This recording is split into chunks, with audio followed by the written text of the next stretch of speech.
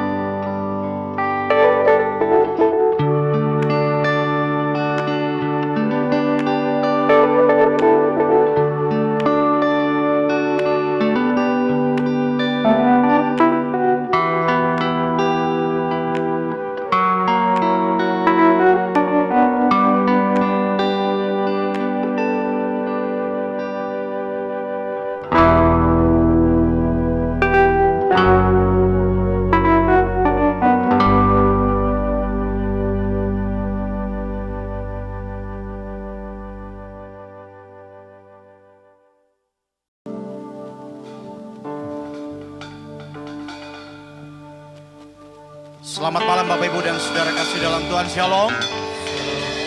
Saya mengundang kita berdiri bersama-sama malam hari ini. Mari kita memuji Tuhan. Mari kita bersyukur oleh karena kasih setia Tuhan yang senantiasa hadir dalam hidup kita. Haleluya.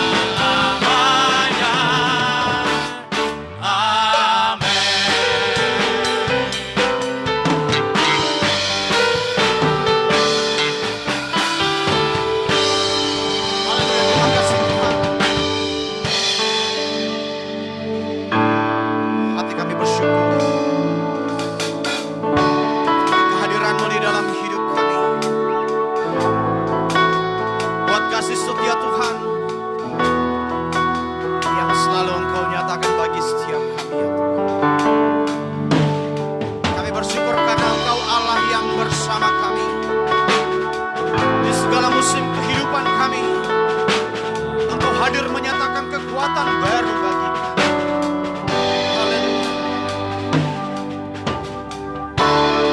Bapakku datang menyembahmu di sini. Ku percaya Kau ada bagiku. Bapakku datang menyembahmu di sini. Ku percaya ada bagiku. Tak usah ku takut sebab Kau sertaku. Tak usah ku bimbang, Kau di dalamku. Tak usah ku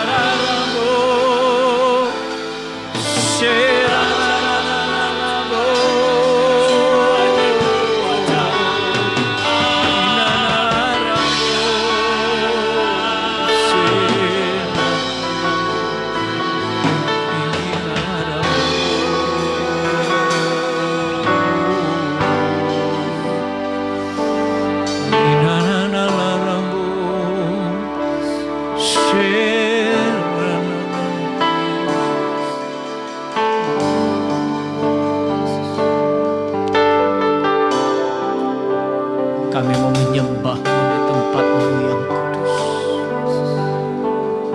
Menyembah Engkau di dalam hadirat-Mu. Inilah rabas kita kan. Inilah rabas kata. Ku menyembah dalam kudus hadirat-Mu. Hampiri tata kasih karunia-Mu Bapa.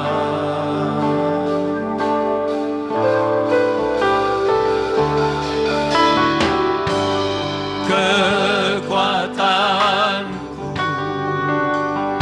hanya dalam hadirat-Mu, Yesusku. Hanya Kaulah segalanya.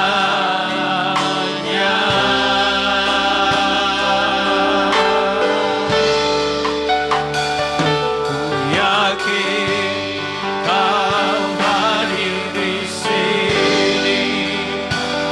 Ku rasakan kuasa yang tak terbatas. Ku yakin Kau ada di sini. Kemenangan terjadi di sini.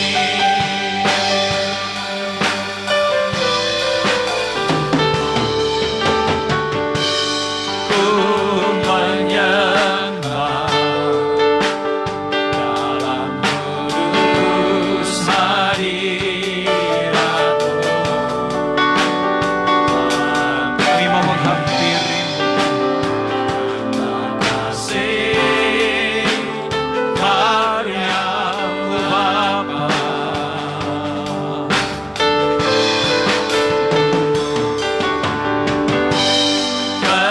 Kekuatan hanya dalam hadirat-Mu, Yesusku. Hanya Kaulah segalanya.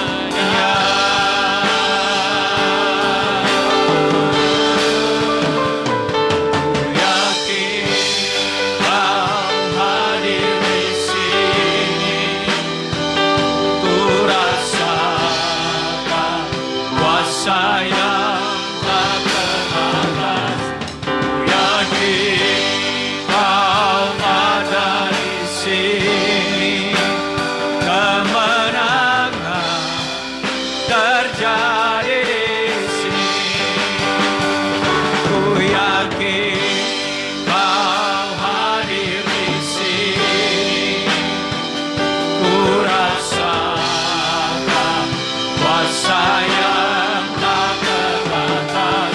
Ku yakin Kau nyata di sini. Kemenangan terjadi di sini. Ku yakin Kau hadir di sini. Ku rasakan kuasa yang tak terbatas. Ku yakin Kau hadir di sini. Kemenangan terjadi di sini. Senang jiwa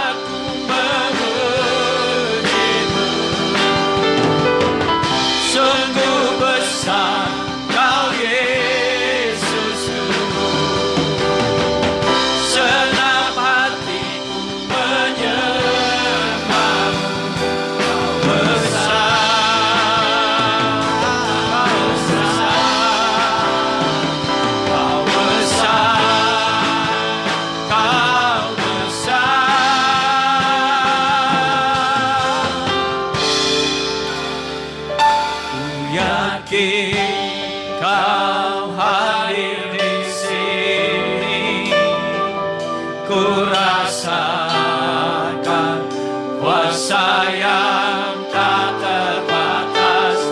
Ku yakin Kau nyata di sini, kemenangan terjadi di sini.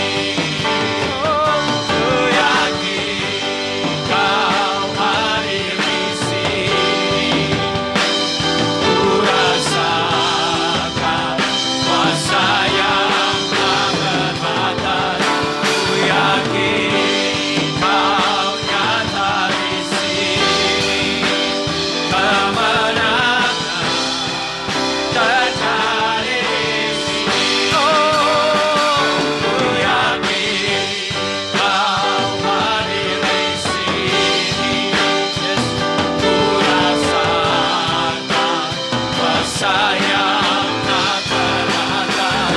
Ku yakin Kau nyata di sini, kemenangan terjadi di sini. Kesembuhan terjadi di sini.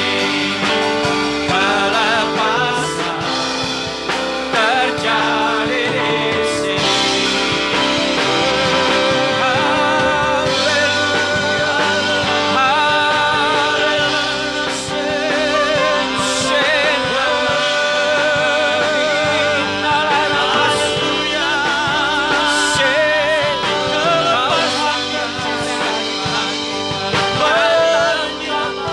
Bersama dengan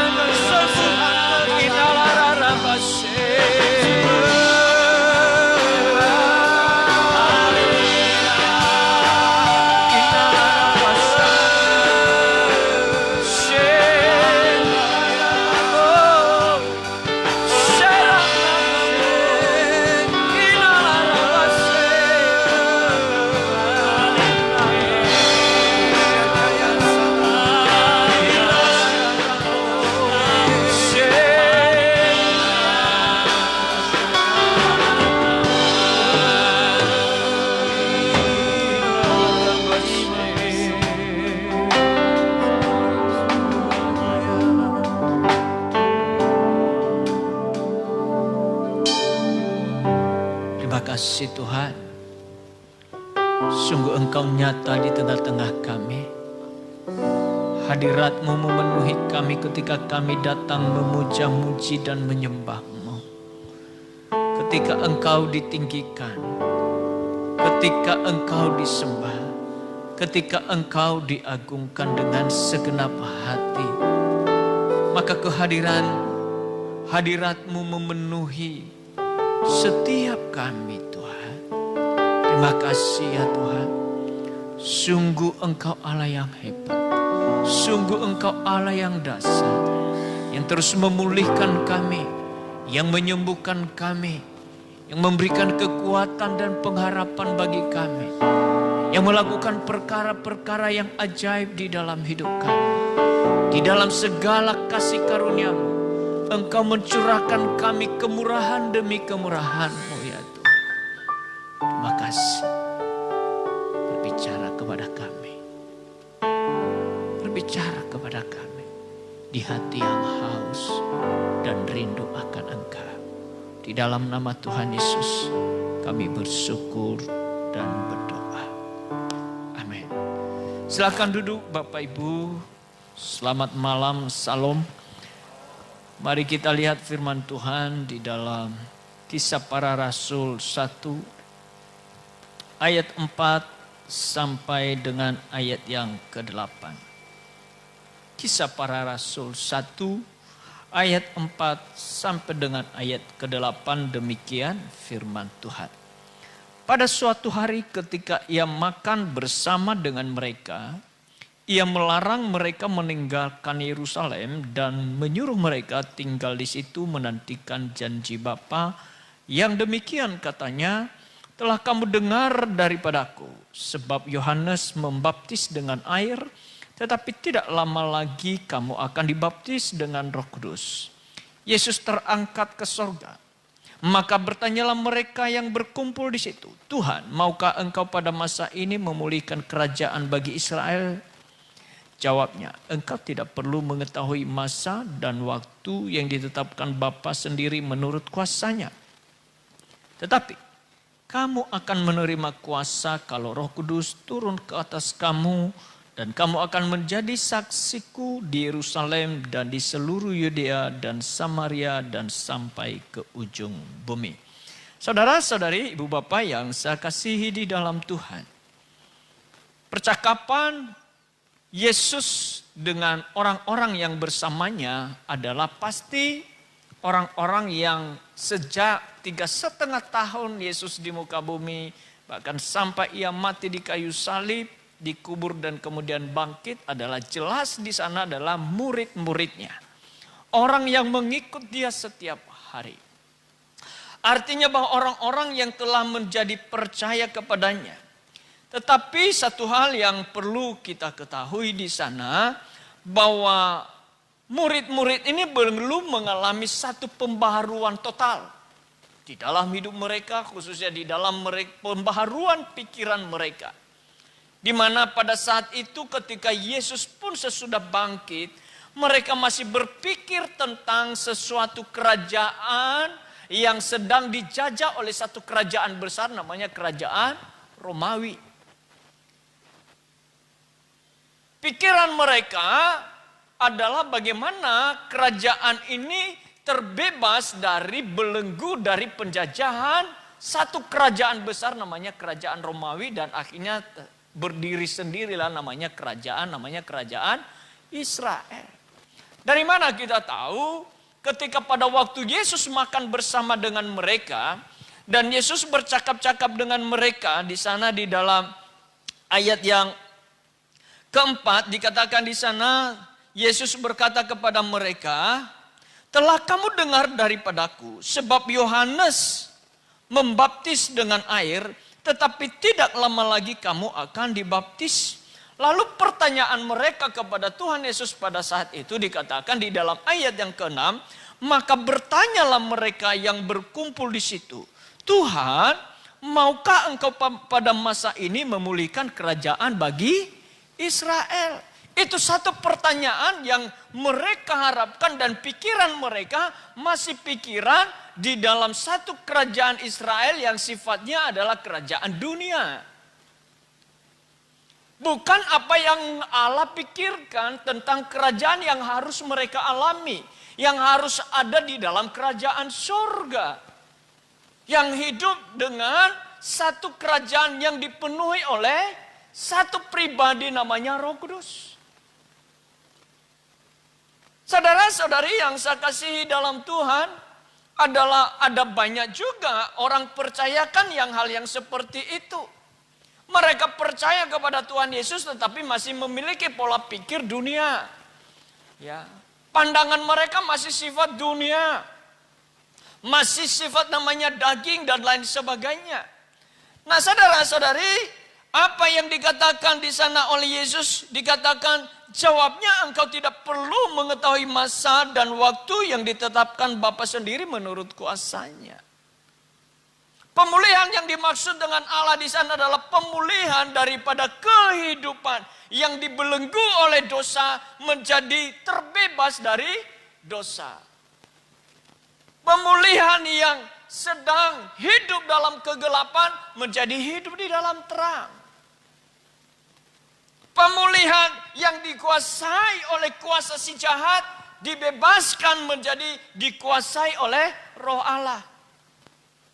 Walau pada saat seseorang telah menerima Yesus Kristus, percaya kepada Tuhan Yesus, memang di saat seseorang menerima Yesus Kristus sebagai Tuhan dan Juru Selamat, ia ada atau Roh Kudus ada di dalam dirinya. Tetapi pola pikirnya masih pola pikir yang lama. Masih berpikir tentang pola-pola dunia. Hanya itu akan dialami ketika seseorang itu hidup dipenuhi, ditenggelamkan oleh Roh Kudus. Barulah mereka akan mengalami satu pembaharuan. Orientasi mereka adalah bukan lagi dunia, tetapi adalah kerajaan Allah. Kerajaan Allah. Sehingga mereka berani meninggalkan seluruh kehidupan yang dulu di dunia dan hidup sesuai dengan apa yang Tuhan kehendaki di dalam hidup mereka. Mereka lagi tidak kembali kepada kehidupan lama mereka.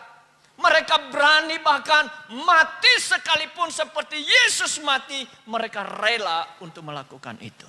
Itu yang terjadi kepada para murid-murid ketika mereka akhirnya dibaptis oleh Roh Kudus.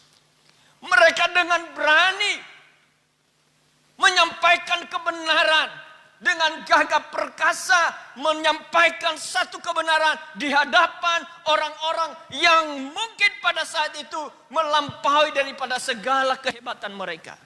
Karena kita tahu para murid bukan orang berpendidikan tinggi. Rata-rata hidup mereka adalah rakyat biasa. Kebanyakan adalah nelayan. Dan nelayan biasa.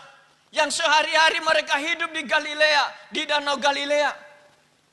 Tidak memiliki pendidikan yang tinggi. Tidak heran pola pikiran mereka juga masih pikiran waktu mereka masih bersama dalam kebiasaan mereka, dalam high habit mereka. Menjadi seorang nelayan. Kita lihat ketika pada waktu Yesus mati di kayu salib dan dikuburkan, hampir-hampir pada waktu itu Petrus sudah kembali lagi jadi nelayan. Dan perjumpaan dengan Kristus pada saat waktu Yesus bangkit dan menampakkan diri kepada mereka. Itu sebabnya Yesus berkata, kalian jangan pergi kemana-mana. Pulang ke Yerusalem.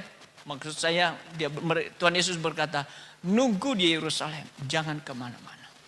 Sampai Roh Kudus itu turun atas hidupmu. Dan kalau Roh Kudus itu turun atas hidupmu, maka engkau akan menjadi saksiku di Yerusalem, Galilea, Samaria, sampai ke ujung bumi.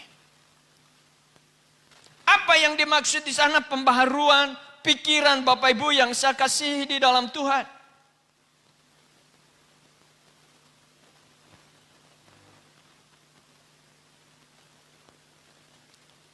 Di dalam hal ini adalah di mana pada saat itu orang-orang yang disuruh Yesus itu murid-muridnya sekali lagi merupakan pengikut Yesus sejati yang diselamatkan menurut persediaan perjanjian lama.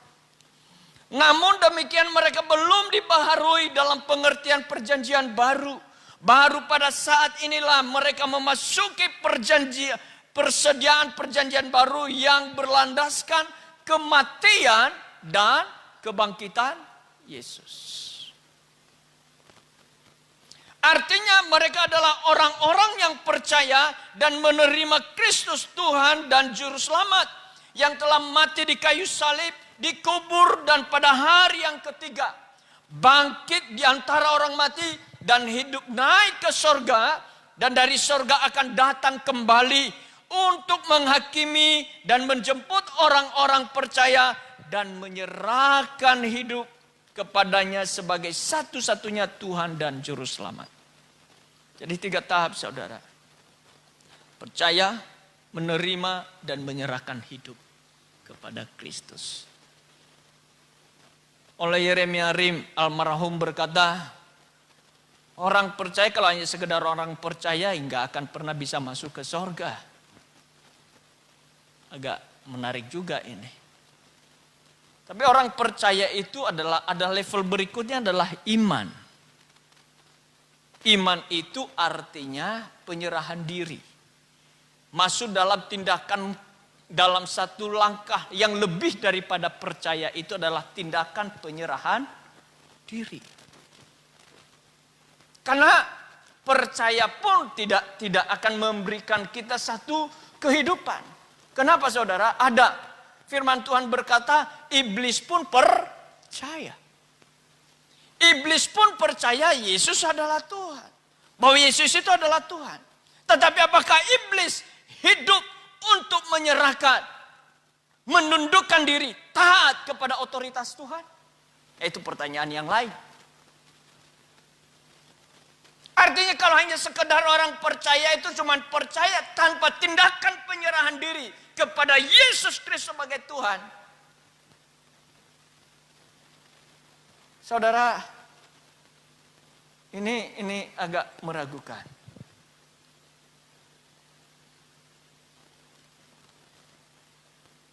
Penyerahan diri. Saudara-saudari, jadi kunci untuk mengalami, penyerahan totalitas hidup kepada Tuhan Yesus itulah yang menjadikan mereka, dibaptis. Dari mana kita tahu ketika Yesus menyuruh mereka pergi untuk menunggu, harus menunggu di kota Yerusalem, dan mereka melakukan itu. Mereka tinggal di Yerusalem, entah sampai kapan mereka menunggu, karena Yesus itu ada memberitahukan sampai kapan mereka menunggu. Yang Tuhan Yesus sampaikan, sampai kamu diperlengkapi kekuasaan dari tempat yang maha tinggi. Itu yang mereka lakukan. Taat, artinya ada satu tindakan untuk penyerahan di dalam satu firman Tuhan yang Tuhan perintahkan, penyerahan diri kepada Tuhan. Sehingga dengan demikian memungkinkan dan sangat memungkinkan dan memang itu yang akan terjadi kepada setiap orang yang hidup dalam ketaatan, itulah yang akan memperoleh janji-janji Allah. Itulah iman. Itulah iman. Penyerahan totalitas kepada Kristus, apapun yang Yesus katakan, mereka hidup di dalamnya. Entah apa yang terjadi, yang penting mereka lakukan. Itu akan memungkinkan mujizat terjadi di dalam hidup kita. Karena ia tahu, ia percaya, ia menyerahkan bahwa rancangan Allah di dalam hidup pasti rancangan yang baik dan indah dan mulia. Amin. Penyerahan totalitas hidup. Jadi nggak peduli apa yang akan terjadi. Tetapi yang pasti ketika Yesus Kristus menyuruh mereka, ada sesuatu yang akan terjadi di dalam hidup mereka. Ada kuasa yang akan mengalir di dalam hidup mereka. Sebab Yesus berkata, sampai engkau diperlengkapi kekuasaan dari tempat yang maha tinggi.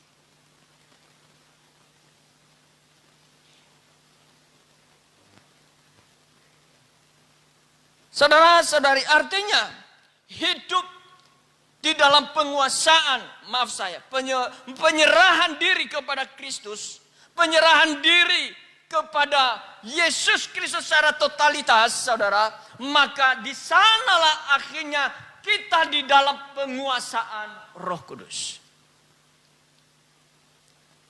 Artinya hidup di dalam penguasaan dan kekuasaan Roh Kudus sekaligus sebagai penolong atas hidup kita untuk melakukan perkara-perkara yang ajaib. Jadi kunci untuk mengalami dibaptis oleh Roh Kudus bukan hanya rindu.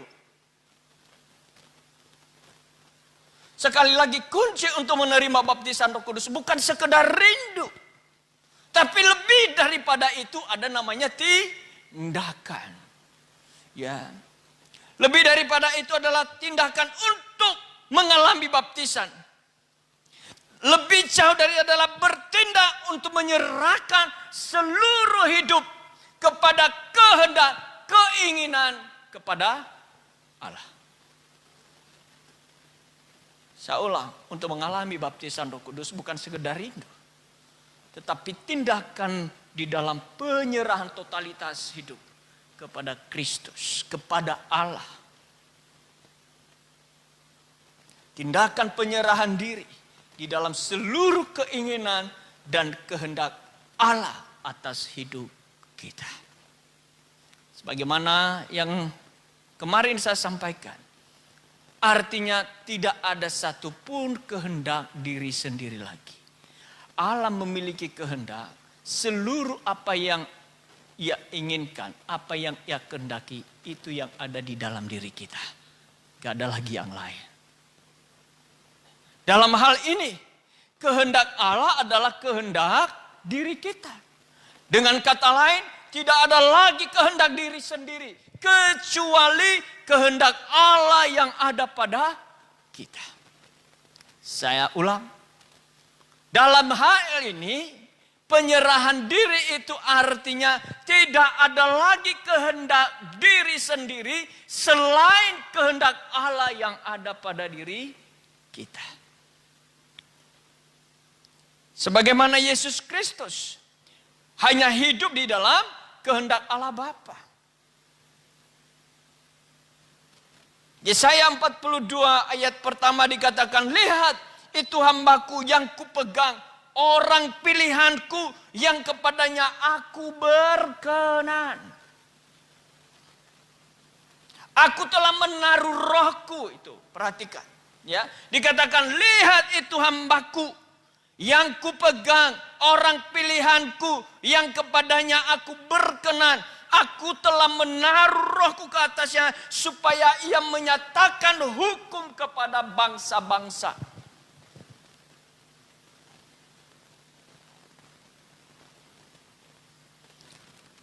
Yesus mengutip itu di dalam Matius 12 ayat 18 sampai 21. Perkataan Yesaya, Nabi Yesaya itu adalah satu nubuatan akan kehadiran Kristus di bumi ini. Bagaimana ia hidup. Di mana dikatakan di dalam Matius 12 ayat 18 sampai 21. Lihatlah, itu hambaku yang kupilih, yang kukasihi, yang kepadanya jiwaku berkenan. Aku akan menaruh rohku ke atasnya dan ia akan memaklumkan hukum kepada bangsa-bangsa. Ia tidak akan berbantah dan tidak akan berteriak dan orang tidak akan mendengar suaranya di jalan-jalan. Buluh yang patah terkulai tidak akan diputuskannya dan sumbu yang pudar nyalanya tidak akan dipadamkannya sampai ia menjadikan hukum itu menang dan padanya lah bangsa-bangsa akan berharap. Yesus sendiri tidak hidup di dalam kehendaknya, tetapi di dalam kehendak Bapa. Itu sebabnya roh Allah itu ada di dalam diri. Di dalam penyerahan diri kepada kehendak Allah, barulah kita akan mengalami penenggelaman, pembenaman, baptis oleh Roh Kudus. Hal ini berarti ada dua sisi yang berjalan seirama untuk kita dapat menerima janji Allah. Yaitu bagian kita melakukan perintah Tuhan dan bagian Allah melakukan janjinya. Bagian kita melakukan perintahnya, bagian Allah menggenapi janjinya bagi kita. Sebagaimana murid-murid melakukan bagian mereka untuk melakukan perintah Tuhan Yesus menunggu di kota Yerusalem. Dan bagian daripada Yesus untuk mengutus Roh Kudus itu turun atas mereka. Demikian juga kita hari ini sebagai orang yang percaya. Kita tidak sebatas percaya tetapi tindakan penyerahan tubuh kita sebagai baitnya. Penyerahan anggota-anggota tubuh kita kepada Allah adalah menyalibkan, mematikan seluruh keinginan daging dan hidup oleh roh. Ini makna baptis yang mengubur seluruh keinginan daging dan hidup oleh roh. Orang yang dibaptis dalam Kristus adalah dibaptis di dalam kematiannya. Saya ulang, orang yang dibaptis di dalam Kristus adalah dibaptis di dalam kematiannya. Dan dengan demikian, juga kita hidup bersama-sama dalam kebangkitannya dan hidup dipenuhi oleh Roh Kudus. Berjalan bersama dituntun Roh Kudus untuk hidup berkenan di hadapan Allah. Bu Bapak, saudara-saudari yang saya kasihi dalam Tuhan. Sudahkah kita menyerahkan totalitas hidup kita kepada Allah? Sudahkah kita menyerahkan seluruh anggota tubuh kita ini menjadi satu senjata kebenaran, bukan senjata kelaliman? Sudahkah kita menyerahkan seluruh tubuh kita ini kepada Allah supaya Allah berkehendak di dalamnya? Malam ini, mari kita renungkan baik-baik. Apakah betul kita sudah menyerahkan seluruh totalitas hidup kita kepada Tuhan? Sudahkah kita menyerahkan seluruh anggota tubuh ini kepada Tuhan? Tubuh, jiwa, dan roh kita serahkan kepada Tuhan. Saya mengajak kita untuk membaca dan merenungkan baik-baik apa yang ditulis oleh Paulus di dalam Roma 6 ayat 1 sampai 14.